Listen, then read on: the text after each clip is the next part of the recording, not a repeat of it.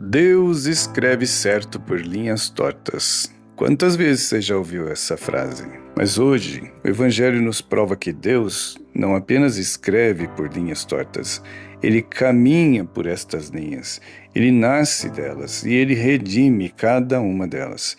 Se você acha que a sua história, sua família, o seu passado são complicados demais para Deus, essa homilia é para você. Vamos fechar os olhos por um instante onde quer que você esteja e rezemos. Senhor Jesus, palavra eterna do Pai, nós te pedimos, envia o teu Espírito Santo sobre nós agora. Quebra a dureza dos nossos ouvidos e o gelo dos nossos corações. Que esta lista de nomes que vamos ouvir não seja apenas um texto antigo, mas um espelho da tua misericórdia agindo na história humana e na nossa própria vida. Fala, Senhor. Teus servos escutam. Amém. Meus irmãos e minhas irmãs, acolhemos com reverência o Santo Evangelho. O texto de hoje pode parecer à primeira vista apenas uma lista de nomes difíceis, uma genealogia, mas dentro de cada nome existe uma vida, um drama, um pecado e uma graça. Vamos estar bem atentos na história da fidelidade de Deus. O Senhor esteja convosco, Ele está no meio de nós. Proclamação do Evangelho de Jesus Cristo segundo Mateus. Glória a vós, Senhor. Livro da origem de Jesus Cristo, filho de Davi, filho de Abraão. Abraão gerou Isaque, Isaque gerou Jacó, Jacó gerou Judá e seus irmãos.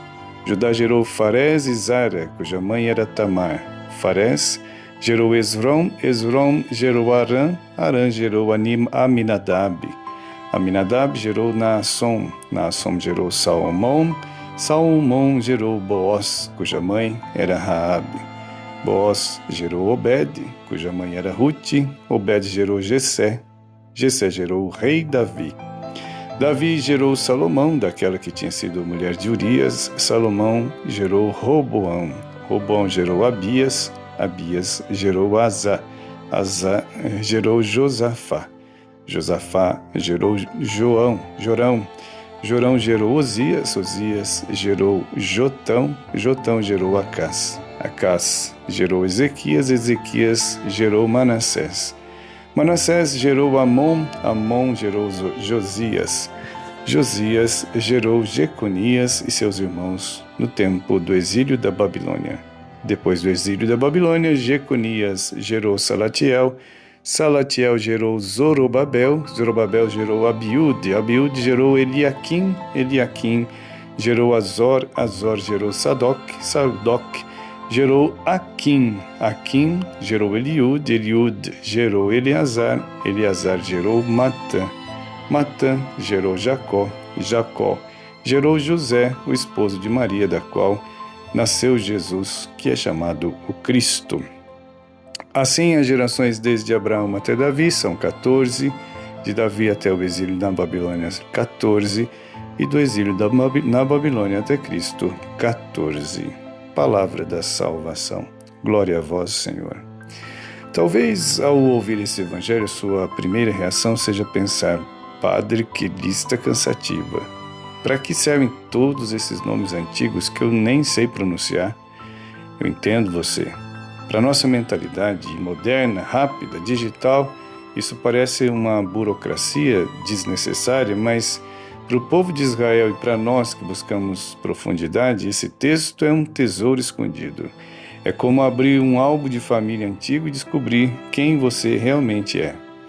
Mateus está escrevendo esse evangelho para judeus que se converteram. Ele precisava provar que Jesus era de fato o Messias. E para ser o Messias, ele precisava ser filho de Davi e filho de Abraão. Ele precisava ter o DNA da promessa. Mas Mateus faz algo surpreendente. Não esconde a sujeira debaixo do tapete. Ele, numa genealogia antiga, costumava-se colocar apenas os nomes dos homens e geralmente apenas os heróis, os santos, os grandes guerreiros. Era uma forma de dizer: olhem como minha linhagem é pura. Mas o Espírito Santo inspira Mateus a fazer o contrário. Olhem bem para essa lista. Nós vemos grandes patriarcas como Abraão, Isaque, sim. Mas também vemos Jacó, que enganou o pai e o irmão. Vemos o rei Davi, o grande santo, mas o texto fez questão de lembrar do seu pior momento. Diz que ele gerou Salomão daquela que tinha sido mulher de Urias. Mateus faz questão de lembrar o adultério e o assassinato cometidos por Davi. E mais impressionante ainda, aparecem 4 mulheres nesta lista. Naquela época, mulheres não entravam em genealogias oficiais. E quem são elas? Primeiro, Tamar, que se vestiu de prostituta para ter um filho com o sogro Judá. Segundo, Raabe, uma prostituta estrangeira de Jericó. Terceiro, Ruth, uma moabita, ou seja, uma pagã pertencente a um povo inimigo de Israel. E quarto, Betsabeia, a mulher de Urias, envolvida na trama de adultério do rei. Por que Deus permitiu isso? Por que o evangelista não editou a história para ela ficar mais bonita? Para nos ensinar uma verdade teológica fundamental. Jesus assume a história humana real, não aquela ideal. Ele entra numa família de santos e de pecadores, de reis e de estrangeiros, de heróis e de gente com nome manchado na praça. O sangue que corre nas veias humanas de Jesus carrega a memória da fidelidade de Deus, mas também a memória das falhas humanas. Isso significa que a salvação não vem porque nós somos puros de origem, mas porque Deus decidiu descer até a nossa realidade misturada e confusa para salvá-la por dentro. O núcleo da mensagem deste evangelho para nós hoje é libertador. A graça de Deus é maior que a sua árvore genealógica. Jesus não teve vergonha de chamar de ancestrais pessoas que a sociedade condenava. Isso nos mostra que ele não veio buscar os sãos, mas os doentes. O convite de Jesus é para que você pare de tentar esconder as páginas rasgadas da sua história. Ele quer nascer na sua vida exatamente como ela é, com as suas glórias e os seus fracassos. Deus não espera você ter uma vida de comercial de margarina para entrar nela. Ele entra na bagunça e ali ele faz nascer o Salvador. Vamos imaginar isso de forma bem prática. Pense naquela tapeçaria bonita, um tapete persa ou um bordado valioso. Quando você olha pela frente, vê um desenho perfeito, cores vibrantes, uma obra de arte. Mas se você vira o tapete e olha o avesso, o que você vê? Nós emaranhados, fios soltos, cores misturadas, uma confusão que parece não ter sentido. A genealogia de Jesus e a nossa vida é assim. Quando olhamos de baixo, nossos olhos humanos e os do avesso, vemos o pecado de Davi, a prostituição de Raabe, o exílio na Babilônia, vemos os nossos próprios traumas familiares, aquele parente que nos envergonha, o divórcio, o vício, a briga pela herança, vemos o nó, mas Deus olha por cima. Onde nós vemos um nó feio, Deus está dando um ponto de firmeza para sustentar a próxima geração. Onde vemos um fio solto, Deus está tecendo o caminho da vinda do Messias. Pense na sua família hoje. Talvez você tenha vergonha de algo no seu passado, talvez seu pai não tenha sido presente, ou haja histórias de alcoolismo ou de brigas que duram anos. Olhando para a genealogia de Jesus, percebemos que a Sagrada Família de Nazaré, Jesus, Maria e José, floresceu no topo de uma árvore de troncos retorcidos. José, o carpinteiro, assume essa história. O texto diz: Jacó gerou José, o esposo de Maria. José é o elo final. Ele aceita tudo o que veio antes e dá a Jesus o nome e a proteção e a descendência legal. José não cancelou seus antepassados, ele os redimiu acolhendo Jesus. Nós somos chamados a fazer o mesmo. Como então podemos levar esse evangelho difícil para a nossa semana? Quero propor alguns passos concretos para que você busque crescer espiritualmente. Primeiro, abrace a sua história, a reconciliação com o passado.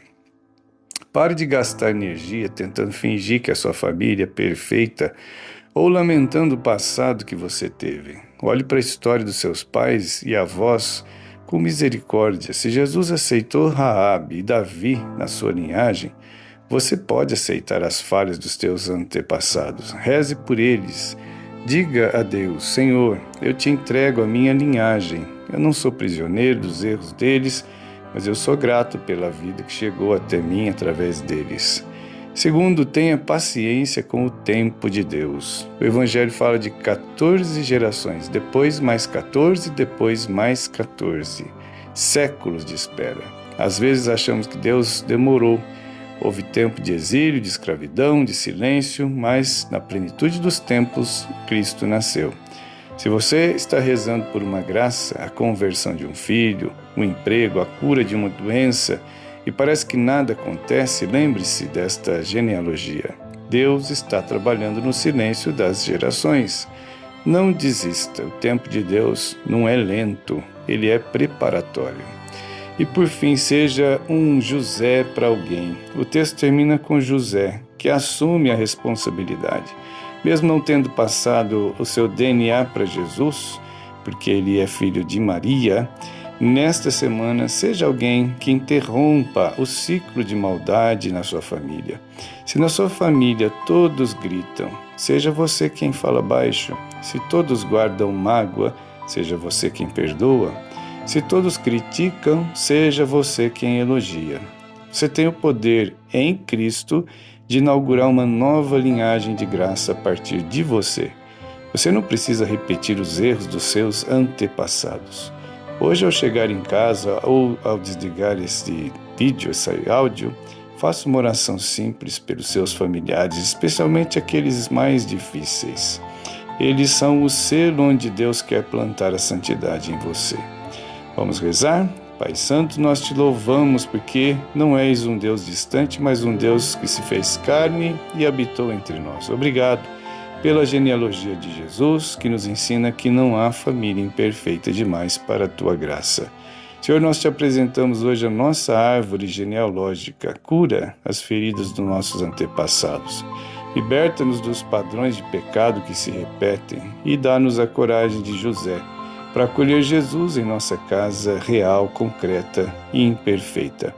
Que a partir de nós uma nova história de fé e amor seja escrita para gerações futuras. Nós cremos que tu podes escrever certo nas linhas tortas da nossa vida. Amém. O Senhor esteja convosco, Ele está no meio de nós. Abençoe-vos o Deus Todo-Poderoso, Pai, Filho e Espírito Santo. Amém. Ide em paz e que o Senhor vos acompanhe. Graças a Deus.